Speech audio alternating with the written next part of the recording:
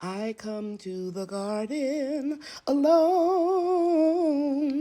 while the dew is still on the roses, and the voice I hear falling on my ears, the Son of God discloses, and he walks with me and he talks with me and he tells me I am his own, and the joy we share as we tarry there none other has ever known. Hey everybody, Lady Cheryl here, and I want to welcome you to my YouTube channel. In this episode, I'm going to share a lot of things for you. I'm really excited. I've been having a lot of opportunities. First of all, let me just share with you that I will not be doing more than 2 videos a week and a live every Monday night at 7 p.m.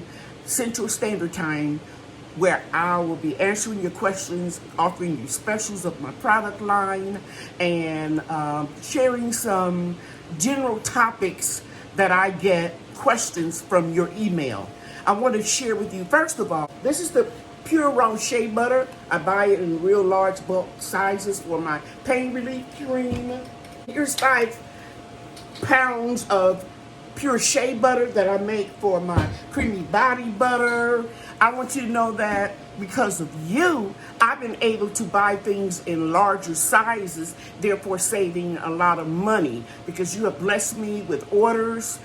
And guys, not only just orders with gifts, cash donations to help me get the comfrey that I'm going to be sending out to contest winners, my moderators, and the honey has been doing very well, because you guys know that I even taught you all how to make it, and some of you don't have the time or the means, so you asked me to sell it, and I'm doing that, and I just want to thank you from the bottom of my heart. I have really been blessed. Even this sign right here, this is from Stinky Puddle Ranch. Did I say that right? I think so.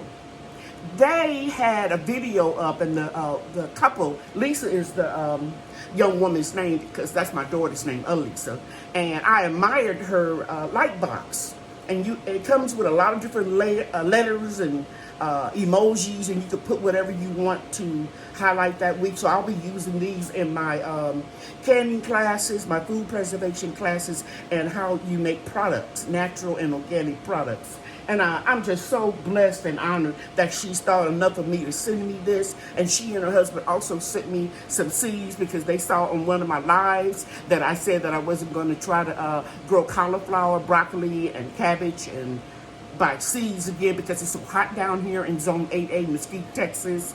And they sent me those cauliflower seeds too. So I just want to say, mwah, thank you so much. And I'm asking everybody to please go and check out their channel. They have a ranch. And I'm going to tell you guys, they're into now making real meditative or relaxing music in the background of videos. And I listen to a couple of them while I'm trying to go to sleep. Okay, and also I listen to them when I'm packing my orders to take to the post office to ship, what you guys order off, because it doesn't have a lot of distractions, just natural, nature sounds or light, soft jazz music. So please, please, please do me a favor and go check out Stinky Puddle Ranch. Hope I'm saying that name right. And make sure if you leave a comment that you let them know that Lady Cheryl sent you to their YouTube channel. In this episode, I'm going to share with you how I've been working in the food forest, revamping a garden bed area. I'm switching from low beds on the ground to elevated beds. I'm also going to share with you very briefly how I propagate garlic. And I'm going to share with you how I'm in the process of hardening off and getting all of my seedlings outside. And I don't do it the traditional way. I do it with shade cloths. And, oh, something very important I want to share with you. That old nasty fungus that's caused by a nematode is back again and is trying to attack my okra plants in my garden bed. So I'm going to get rid of it. And by the way, while I know this introduction is kind of long, but remember, I'm not going to be doing a whole lot of videos, okay? I'm going to start routing your comfrey cuttings. And because I have a nematode issue, and even if I didn't have that issue, when I send out cuttings, you can rest assured, I'm going to share with you that I will put those cuttings in brand new potting soil. Because I have been burned by people sending infected plants through the mail. So if you ever get a plant or a cutting, a clipping, whatever, from me, know that it is in new soil and it wasn't infected when I send it out to you. Okay? Let's get started. Okay, guys, I'm going to share a lesson with my grandchildren, Bria. Hi. And Brian. Look, feel this okra. Feel how hard it is. Is that hard? Yeah. Feel it, Brian, because you know okra is not supposed to be hard like that. It's supposed to be soft. Yeah. And usually, what did you say? Yeah, it should be soft. Yeah, and usually when it's this small, it's soft. It doesn't get hard until it overgrows. So that lets me know something was wrong with the okra that was in. Move back here, baby. That was in that bed right there. So I pulled them up. Look, Brian is holding it. Now, guys, look at this. Knotted root. If you've never seen it before, this is knotted root.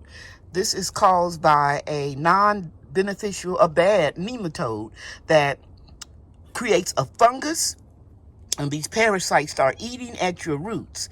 And you'll know you have it because the okra harvest will not be normal. This is not normal for this to be this hard. Okay. So we're going to pull it up, and we treated this years ago when we had it before in those garden beds, and we grew a lot of marigolds because marigolds destroy bad nematodes. We also did some other things like solarizing the bed as well as adding crushed crab shells. So it's not that bad. It's not as bad as it was. All the nematodes was in one area attacking the two okra plants. Okay, so we're going to put this down. This will not go into the compost. Can anybody tell me why I'm not going to put this in the compost? Because it might make all the other plants have knotted roots. Exactly. If you make this turn this into compost, and then we use that compost in other garden beds or containers, you listening? Yeah. Okay, then we can infect all of those other areas, those garden beds and containers. So we're going to destroy this. This will go in the garbage. All right? Yes, ma'am. You can call okra oak, but it's when it's not fully grown, it's fuzzy. Yes, it does get fuzzy. Don't you remember how? Oh my! It's taller than me. It's taller than me. Yeah, it's taller than all of us. So Brian and Bria, they have not been here since school started. Yeah. Swimming lesson on Saturday, so it's Sunday, and now they're here. And Bria and Brian helped me, especially Bria, putting the bricks all around this little emergency bed because I wanted to grow more okra this year. So they haven't seen it. It is huge. Stand right here, Brian. Let them turn around so they can see your face and then see how tall this okra is growing. And it's right in front of this persimmon tree, Fuyu persimmon. So this is all okra. All of this is okra. So I see. Now I'm gonna pull one of these off. Now feel how soft that is. Since it has it's soft. Much softer than that other little one that we pulled. But these aren't ready. But right here is one that's ready. And you can just actually bend it at the stem. Whoa. And here's one. Uh-huh. Okay, so I'll get the rest of these later on. So a lot of okra still growing on here. See right here? Yeah. This is how your okra should grow. It should be very plentiful. It should be, you should be harvesting about a dozen a day. So I'm going to take this one, and I'm going to take this one. You hear that crunch? Yeah. Whoa, some of those are really long. Really long. Okay. So, Bria, you can hold those. Put them on the bistro table by the back door. These two are big. Yeah. This one's bigger. Yes, it is. Where do I put these? On the red bistro table. Brian and Bria are here today to help me. They're doing bending, save my back. They are picking up the little remnants of plants that I pulled up out of the garden beds. Here's one right here. Right, Bria. Put it over there. All of that will go in the compost. Okay? And look over here. More. And I just want to show you all real quick here. This was that humongous pomegranate tree that died in the polar freeze last February when we lost a lot of trees. So I kept cutting it down, praying that it would come back, but it's gone. We're going to dig up this stump, or at least the landscaper will do that. Okay, guys, just I want you to look down here at this bed. It's a 4x8 garden bed. The wood is deteriorating. See that piece of wood? Pick it up, Brian. Let them see. Okay, you can throw it over here. So what I'm going to do is, because I can't no longer get through here to harvest the food on these platforms, I'm going to take about a foot of the width of this bed out. So I'm going to actually make the bed narrower. Narrow. Say that word. Narrower. Narrow. Just gonna make it more narrow. You can say it like that. More narrow. And you can see right here, I dug up and Brian pulled it out very well. This is Society Garlic. And I'm gonna propagate all of this garlic. Okay? So now we're going to work this morning. I'm so glad they're here to help me. I'm going to go all the way down this bed a foot. And we're going to take these cement blocks that I had delivered quite a while ago. And we're going to change the wood out and put cement blocks. Okay? It's Monday morning. Yesterday on Sunday, Bria and Brian and I pulled all the wood up around here. We attempted to put the blocks, concrete blocks you see here, and here, and it still was just too narrow. I need at least about 2 feet walkway to get in here. And I'm gonna show you something, because right here you can see that one bean plant I had right here it's blooming, so it's going to be producing some beans, and the rest of them are peas. So I need to get in here and harvest, because I would have to swing the plant all the way over to the other side to harvest last spring. Let me show you over here in this bed. It's too narrow here. It's about 1.5 feet. So I'm going to take about another foot here. And that way I can move my little dolly and my mini wheelbarrow down here to do certain things. I just didn't take into consideration, as my food forest grew, I need to, make pathways to get through. I can stand through here, right here, and harvest easily, but it's hard to get anything else through here. So I decided I'm gonna go ahead on shovel all this good rich soil and put it in this tote, center it vertical right in the middle of this space here. I'm not going to show all of this work that I'm doing here. I'll just come back and show you what it looks like when I get finished. But I do want to tell you this. I dug up and pulled all of the Society Garlic, and let me show you where I have it. 17-gallon tote has the Society Garlic in it, and I'm gonna propagate it. See that big clump? I'm gonna divide all of that and put a lot of it in the greenhouse. I'll put a little bit in containers to place strategically around my patio area, and I'll even put some where I'm going to have that tote. It is Wednesday morning, and I'm going to remove the shade cloth from these seedlings. I transplanted these Sunday. I love the elevated beds. It keeps me from having to bend over and stoop a lot. So I ordered a couple more of them, and let me show you where I'm going to put them.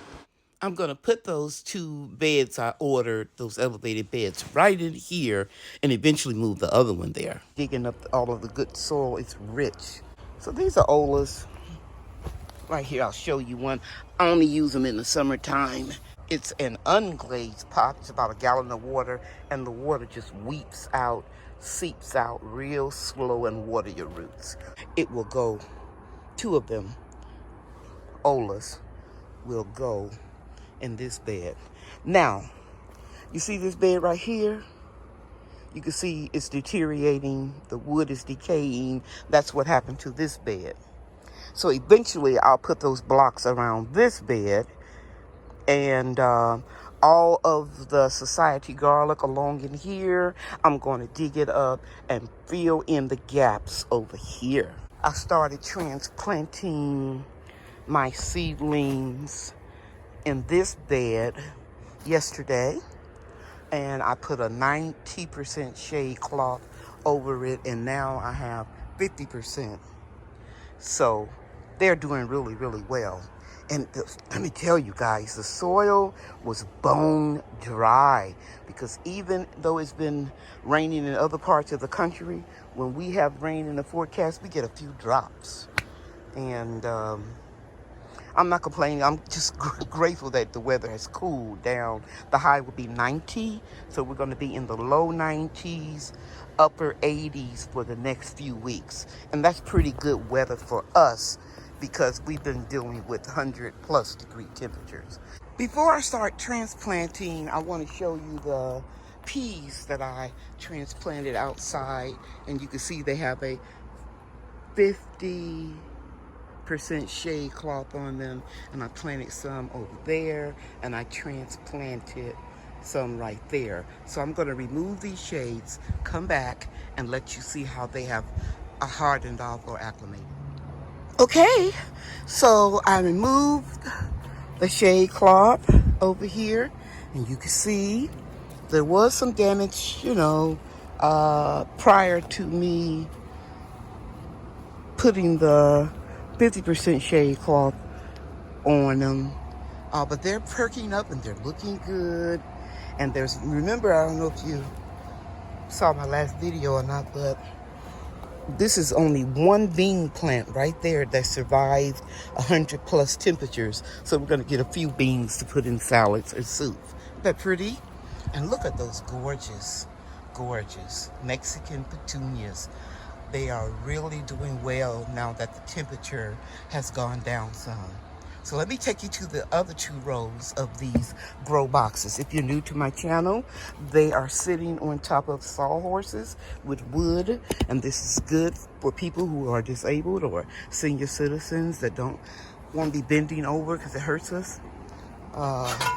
And for anybody that has a back condition or knees, bad knees, you can still have a garden. There's another row of peas and a few marigolds and Swiss chard in here, and I think the zinnia is on its last leg. I'll probably pull it up. We'll just let this root right here die off and change into energy, fertilizer for the peas. And peas are nitrogen fixers. So I'm only going to give them a little comfort tea once during the season, and that's it. Okay? And then I'll have these 9 boxes, because there's 3 over there, and 3 right here, and 3 here. And the peas are doing pretty good. Took a little beating on some of them, but they are fully acclimated. Now, this is a strawberry box. I used to grow a lot of strawberries. I'll probably insert a couple of pictures and show you how many strawberries I would grow. I don't need to now. The lifespan of the strawberry is between 3 and 5 years. I'm going to dig up these 1, 2, 3, 4 crowns and put them over there next to the greenhouse. I'll only have 3 boxes of strawberries. Okay? Because since the pandemic, my grandchildren don't come over as much, and I don't need that many. And these peas in this box are doing great.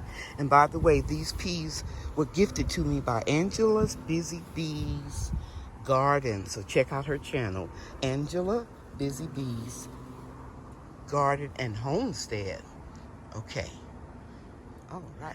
This bed I started working on yesterday. These are acclimating really well. I have all this space right in here to do today.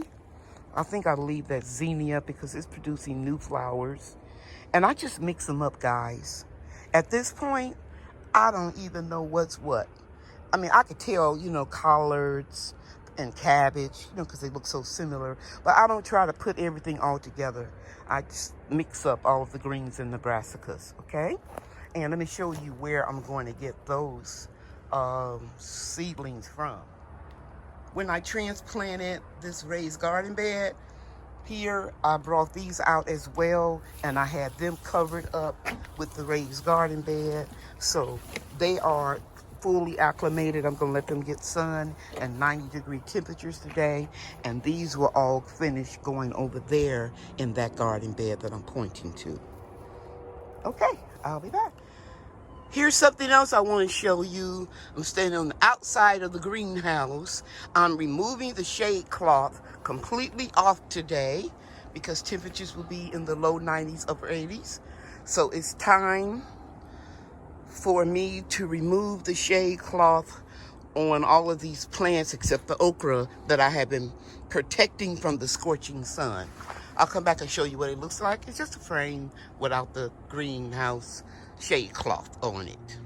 Okay, so I'll let you have a good look at how the greenhouse looks with just the frame.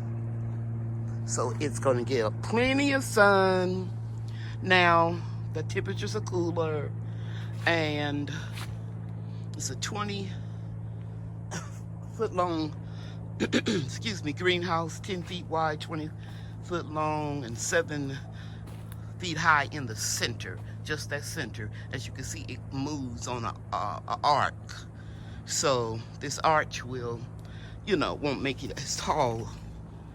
And it's designed that way so that the rain, snow, whatever, will fall down and not accumulate on the cover. And speaking of the cover, it will go back on when temperatures are consistently in the 60s during the day. So now all of my citrus trees, you can get a better look at them because they've been partially shaded all summer. And they're growing very well too. That pepper plant, let me go over here. That pepper plant back there, and the 2 okra plants over there, pepper plants, they're going to take off now and explode since they got full sun. Okay. Okra is looking good, but I had raised the shade cloth right in here so that the okra, got plenty of shade. I'm out here early, and as you can see here, I'm working in this garden bed. I'm transplanting seedlings. I'm also transplanting Society Garlic in the gaps that I told you about earlier in the video that I did yesterday. And let me show you right here. I'm pulling up Society Garlic, and then I just take my little shovel. I'm gonna see if I can try to do it with one hand, and I just go in here and propagate it. Just, let me see. Okay, I've made a little mark there. I don't know if I can do this with one hand. Yep, I can hear it crunching. You see? I just divided some of it, and I just put it where it's sparse. And it'll get real dense over the winter. So here's a little piece right here. I'm just gonna shovel right in here, real deep. And take this little piece, get the roots down in there, in the hole. Even this little piece right here with a little root on it, that will root as well. Just get it down in the hole. This one won't. Okay? Push it down, and then just backfill with soil. Make sure those roots are well covered up. Now, I'm going to show you something. No knotted roots. Some veggies, that bad nematode that causes knotted root stays away from. It does not bother the society garlic. And anywhere that I have society garlic, there are no insects. This is why I grow society garlic. If you're new to my channel, I started out with just 3 small little cloves, rooted cloves for $1 each that I got on sale at Lowe's. And I also ordered 3 cloves from eBay. And every season I propagate it. It multiplies. I just dig up some, separate it, and plop it back in the soil. My little 9-year-old grandson, Brian, has been propagating my garlic since he was 6. And he's real good at it. Another thing I want to tell you about society garlic is it is edible. It has a stronger pungent smell than regular garlic, but I don't eat it. I just use it to keep multiplying, to keep insects out of my garden. When I used to have sweet potatoes in the ground, insects and critters, grubs, anything could be eaten on the sweet potatoes, but nowhere near the society garlic is. And that is what convinced me. So this is another 2 things I'm telling you guys. If you have a garden, if you have a food forest, I highly recommend that you plant society garlic because it's so beneficial to your garden. I also recommend that you plant comfrey to make your own fertilizer. That's what I'm going to give these transplanted seedlings, just a little weakened solution of comfrey. And last but not least, the other thing that I recommend that you grow, look right there. Let's go closer. You see that marigold? I let it stay there because it destroyed nematodes. And let me take you to this bed. You see the marigold plant right here? I've got healed up high. I'm going to pick that bad boy up, scoop it up with a lot of the roots intact, and I'm going to transplant it over here in this garden bed. About right in here. Okay, I'll be back to wrap up this video and to share with you the results of this garden bed. Okay, so I finished transplanting my seedlings in this raised garden bed. I propagated garlic that I took from here and put it all along this row. It'll fill in real nice, and I watered it in. I will give it a little comfrey fertilizer tomorrow and leaf mulch. All right. Okay, everybody, that's a wrap for this video. I hope I shared something that you can use. Remember, check me out on Monday nights and check out my natural skin and hair care line. And I sell candles too and honey. Check out that website at LadyCherylsNaturalProducts.com. Bye now. Grow your own, eat your own. It's not hard, you can do it. Yeah, yeah. Thank you for watching. See you real soon.